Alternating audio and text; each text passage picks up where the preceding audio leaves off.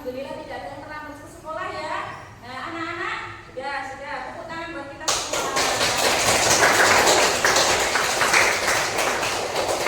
Anak-anak, apakah kalian berpikir bahwa aktivitas yang kita lakukan setiap hari mulai dari bangun pagi, siapa tadi?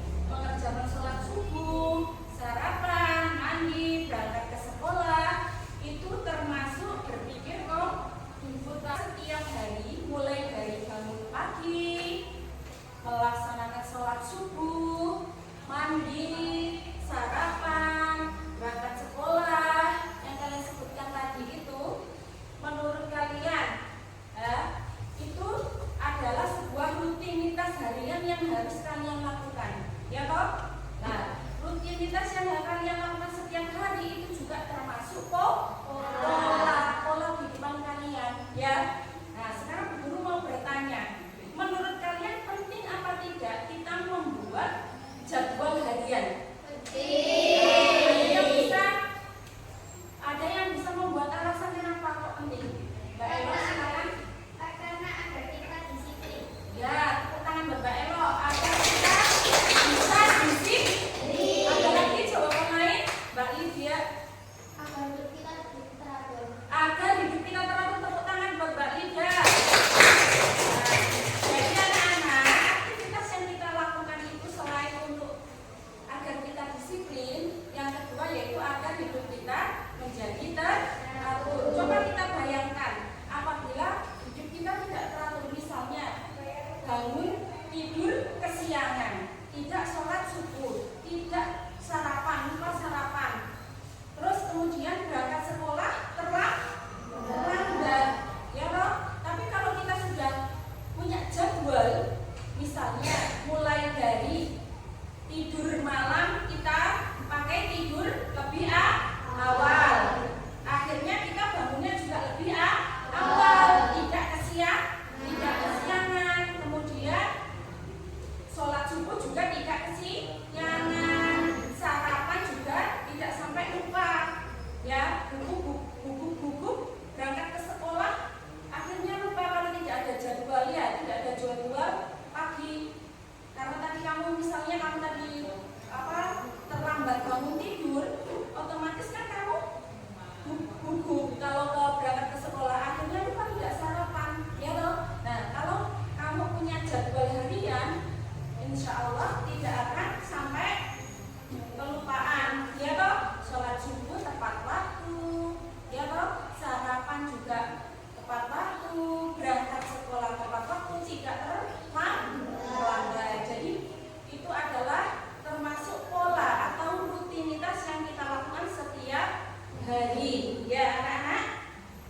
Karena kenapa toh kok kita harus disiplin agar hidup kita itu teratur, ya toh? Karena kuncinya jika kita ingin menjadi orang sukses, hidup kita harus disiplin, ya anak-anak. Toh yang lain selain membuat jadwal harian, yang kedua yaitu merencanakan liburan. Nah, yang ketiga memasak. Yang keempat mengerjakan pekerjaan rumah. Memasak itu perlu apa, Nak? Mengikuti resep. Iya, yang pertama yaitu mengikuti resep dengan langkah-langkah lebih kecil dan terperinci. Ya toh, kalau misalnya tidak ada resep, pasti kalian juga tidak akan bisa memasak. Ya toh, pengen masak, contohnya pengen masak roti bolu, kalian tidak tahu resepnya apa. Ya toh, kan jadi salah memasaknya. Jadi yang pertama mengikuti resep dengan langkah-langkah lebih kecil dan terperinci. Yang kedua menyesuaikan takaran bahan sesuai selera. Yang ketiga mengikuti prosedur memasak dalam resep untuk hasil optimal. Kemudian contoh selanjutnya yaitu merencanakan liburan. Yang pertama yaitu menentukan destinasi. Apa lalu menentukan destinasi? Tujuan kita itu mau kemana? Mau ke pantai, mau ke gunung, ya loh, atau mau ke puncak, atau mau ke mall, ya. Kemudian yang kedua transportasi. Kita itu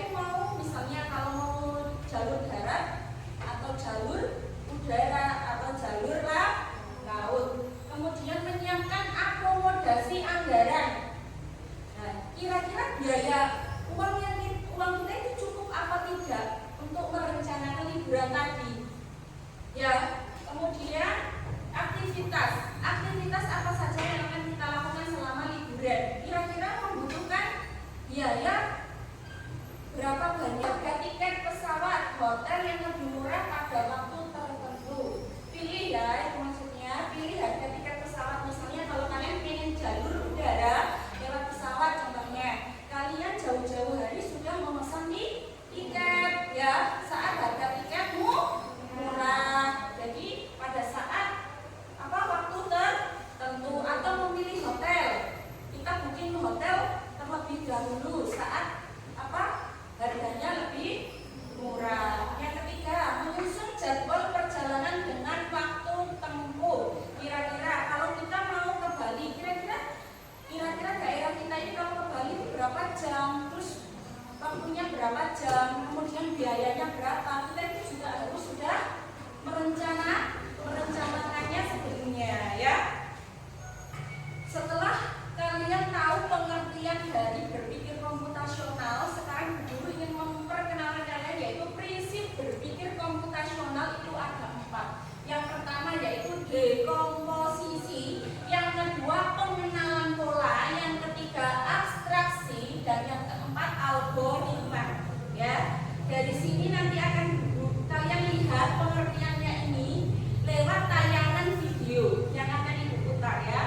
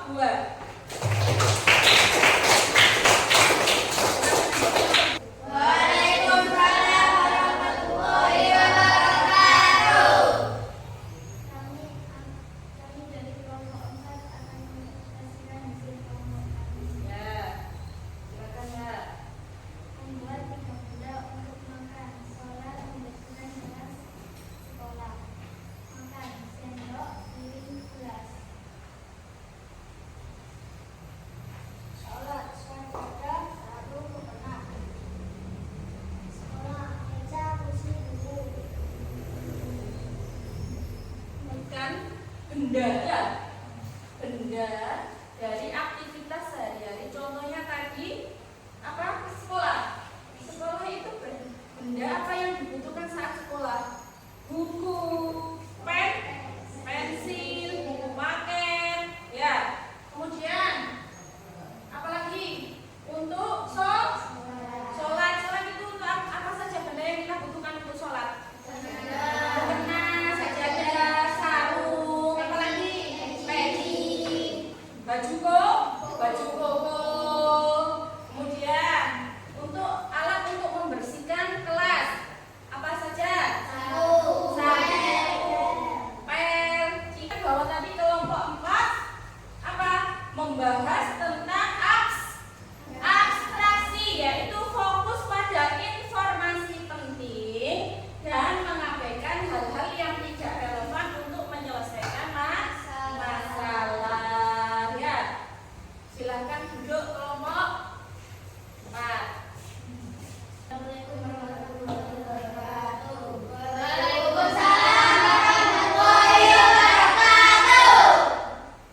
Kita akan membicarakan tentang membuat langkah-langkah masakan nasi goreng. Bahan yang dibutuhkan adalah nasi, kecap, bawang merah dan bawang putih, dan minyak. Ya, terus Langkah-langkah memasak: siapkan wajan dan tuangkan minyak 5 mili.